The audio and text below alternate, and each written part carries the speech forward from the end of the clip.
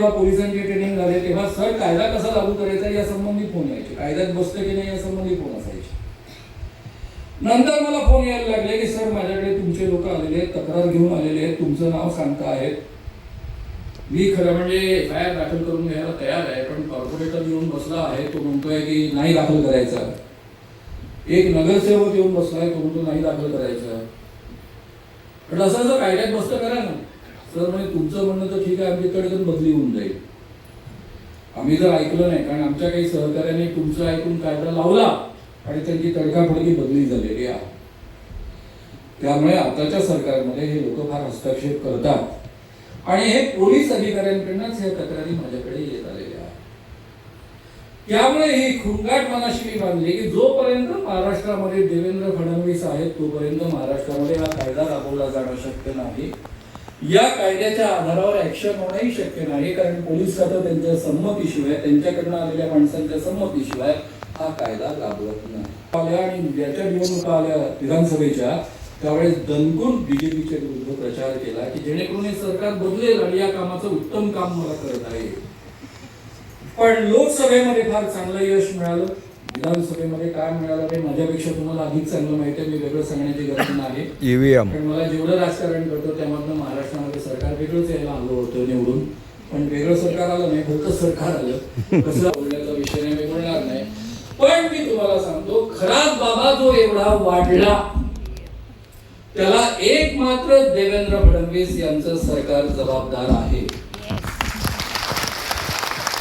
जर या सरकारने हा कायदा झाल्यानंतर ज्या पद्धतीने या कायद्याचा प्रचार आणि प्रसार सुरू झालेला होता ती प्रक्रिया कायम ठेवली असते आणि हा मोजका अमाऊंट उपलब्ध करून देत सहकार्य केलं असतं तर आज महाराष्ट्रामध्ये या पद्धतीचं वातावरण तयार झालं असतं की खराकडे एवढ्या मोठ्या संख्येनं स्त्रिया कधीच जाऊ शकल्या नसत्या. समाजातच दडपण असतं. आता तुम्ही लक्षात घ्या, शुभदास महाराजांबद्दल ज्यांना माहिती आहे ते पिढीतले लोक या ठिकाणी बसलेले.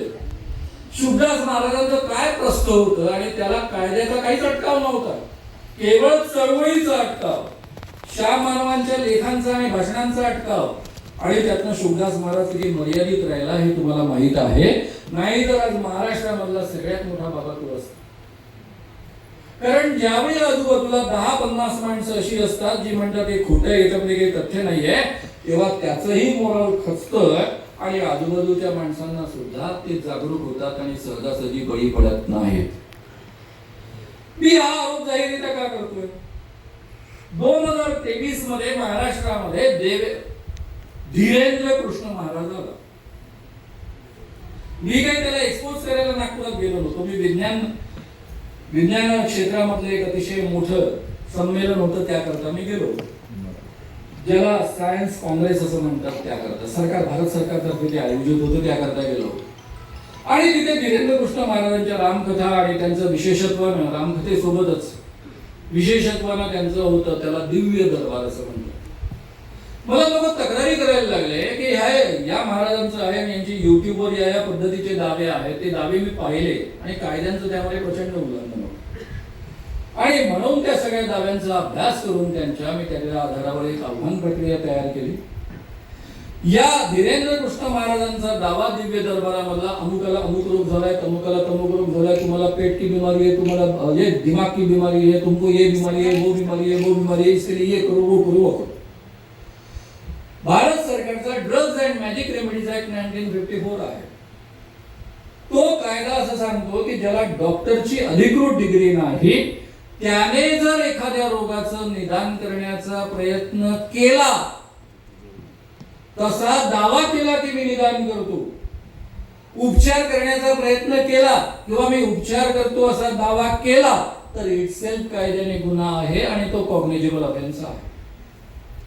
म्हणजे उपचार केला नाही केला त्याशी काही संबंध नाही, केवळ दावा करणं हा सुद्धा कायद्याने गुन्हा आहे. तो धीरेंद्र कृष्ण महाराज सांगतो आपको भूत लग गया है, आपके काकी ने आपको जादू टोना टोटका किया है. महाराष्ट्र सरकारचा जादू टोना विरोधी कायदा सांगतो 6व्या कलमामध्ये की एखादी व्यक्ती करणी करते, जादू टोना करते असं म्हणणं इटसेल्फ कायद्याने गुन्हा आहे आणि त्याकरता मिनिमम शिक्षा आहे 6 महिन्यापासून 7 वर्षापर्यंतची. आणि 6 महिने ते 7 वर्षापर्यंत शिक्षा अधिक 5,000 रुपये ते 50,000 रुपये दंड या पद्धतीचा हा कायदा.